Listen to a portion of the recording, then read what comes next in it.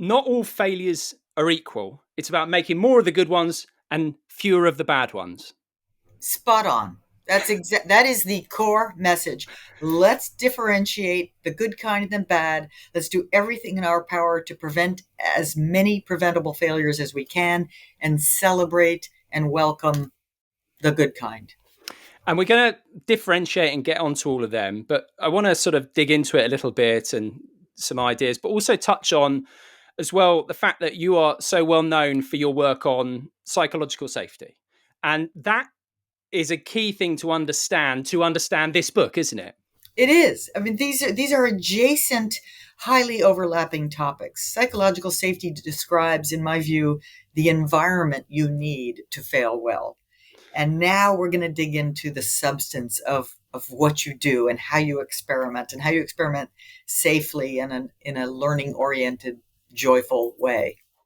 Can you just quickly explain, for context, what psychological safety is, as well as then how to get it and how to mess it up?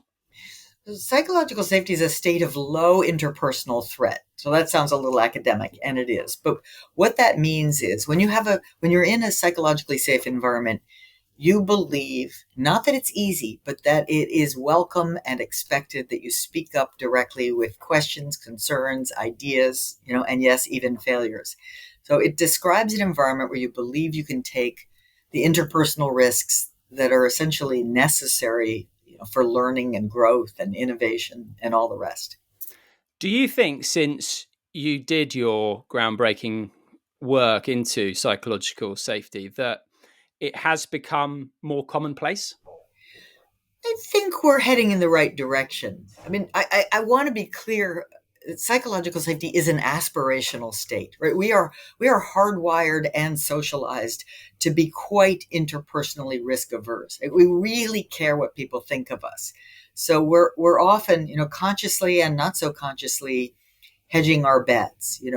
Should I say that here? What will he think well of me or not well of me? So we kind of do that kind of processing, that impression management all the time.